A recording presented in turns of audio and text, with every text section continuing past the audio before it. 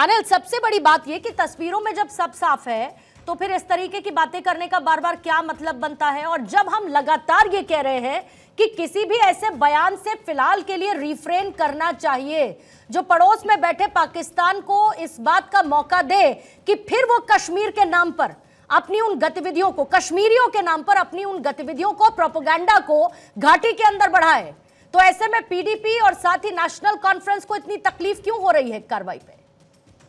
देखिए, पहले तो मैं आपके जो तस्वीरें आप दिखा रहे थे जिसमें नेता प्रतिपक्ष आदरणीय राहुल गांधी जी आदरणीय प्रधानमंत्री जी से मिलने पहुंचे हैं, मैं समझता हूं कि एक अच्छा स्टेप है।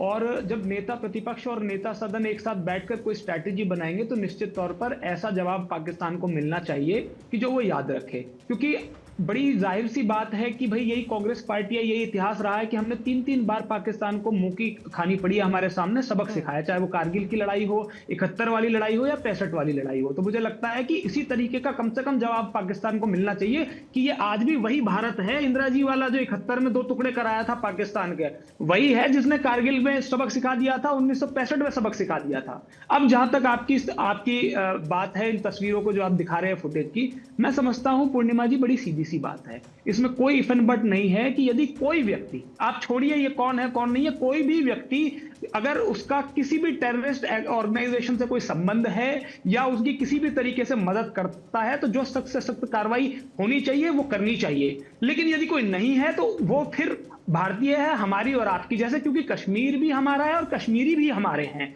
तो मैं समझता हूं कि इसमें तो कोई इफ एंड बट नहीं है। जरा सा भी कहीं से कहीं तक लिंक्ड है तो निश्चित रूप से उसके खिलाफ कार्रवाई होनी चाहिए। अब मैं देख रहा था, क्योंकि मैंने भाजपा के साथी को सुना, वो कह रहे थे कि ऐसी कार्रवाई होगी, ऐसी, देखिए हम सब चाहते हैं और देश का बच्चा बच्चा चाहता है कि ऐसी कार्रवाई हो कि पाकिस्तान याद रखे और आगे जीवन में कभी ऐसी हिमाकत ना करे। लेकिन सवाल तो ये भी है ना कि भाई पहलगांव, जिसको अगर दिमाग में अगर पहलगांव का 22 तारीख से पहले एक बार जिक्र आ जाए तो सबको खूबसूरती याद आती थी कि इतनी सुंदर वादियां, इतना अच्छा मौसम, बेताब फिल्म की शूटिंग, तमाम बातें पहलगांव के। लेकिन 22 तारीख के बाद से जैसे ही कोई भी पहलगांव सुनता है तो उसे वो बच्चा दिखता है बिलखता हुआ जो कहता है कि मेरे पापा को मार दिया गया, इतने सारे टूरिस्ट थे हम यहाँ पर, एक भी सिपाही नहीं था, एक भी पुलिस वाला नहीं था, क्या कर रही थी ये जो सरकार की जो सुरक्षा व्यवस्था है, क्या कर रही थी? उस महिला को सुनते हैं कि जो रोते रोते कह रही थी, 10 दिन की विधवा हो गई, कि भाई ठीक है, जहां मेरे पति के साथ जो हुआ उसके उनको दोषियों को के खिलाफ कार्रवाई होनी चाहिए, लेकिन देश में आप वैमनस्यता मत फैलाइए, दुश्मनी मत फैलाइए।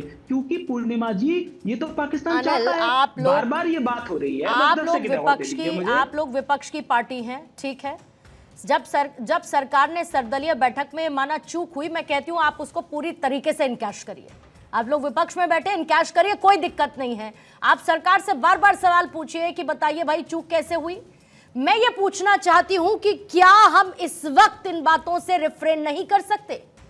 क्या एक तरफ राहुल गांधी की मुलाकात प्रधानमंत्री मोदी से बड़ा संदेश देती है और ये बातें छोटी लगने लगती हैं?